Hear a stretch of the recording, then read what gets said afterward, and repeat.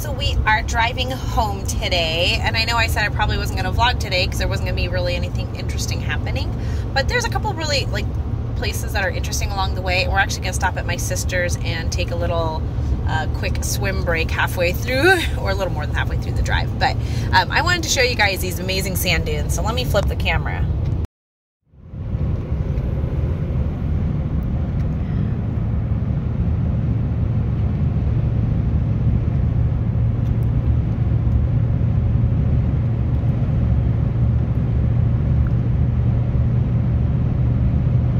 These are the Gordon Well, no. Are these the Gordon Wells? No, I don't know what sand dunes these are. I'm just making stuff up now.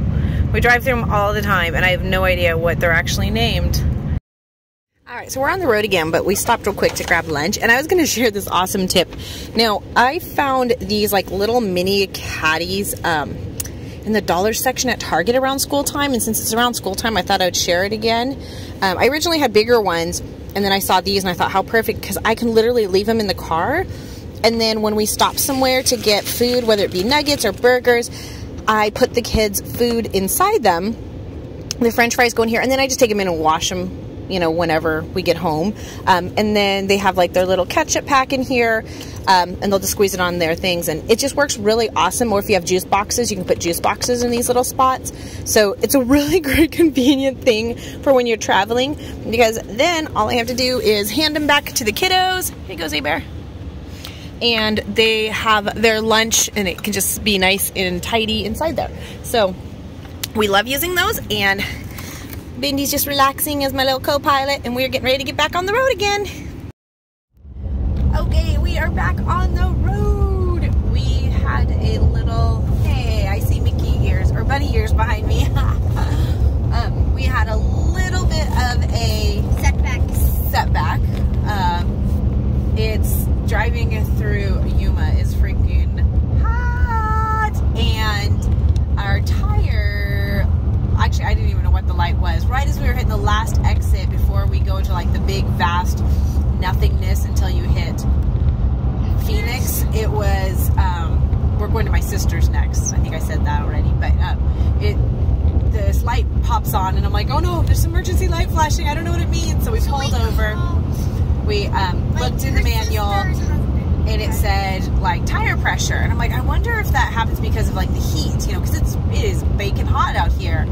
And geez, there's a lot of rabbits out here today. And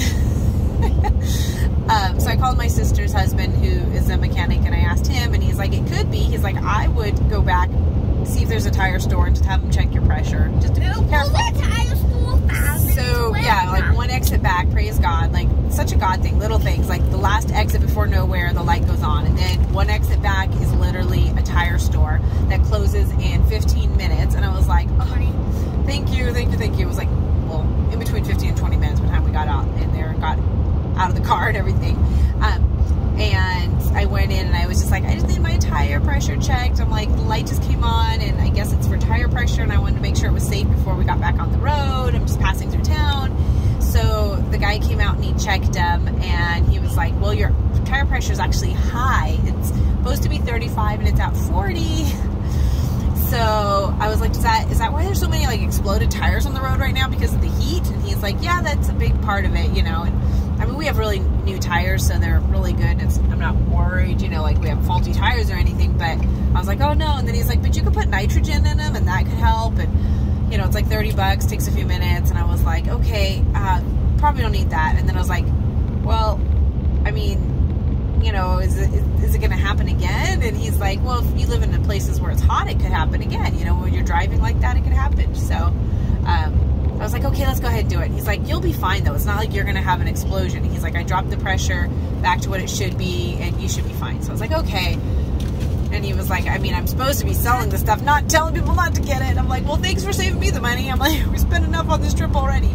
So we got back on the road, and probably like 10 miles down, the light came back on. I was like, no. So it's come off and on again, and I'm assuming it's just the heat and expansion and driving fast and all the above, or there's a problem with the indicator light, because there was no, you know, holes in the tires and everything else seemed fine. So I guess there's no problem. I'm like, why does this have to happen when I'm traveling alone with the kids? Things like this like to happen when I'm not with hubby.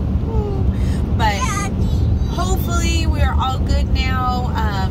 Set us back about an hour for our planned arrival time at my sister's. 40 minutes, exactly. It was going to be, well, now it's about an hour because I've been driving slower because I don't want to heat my tires any more than they are with the heat outside.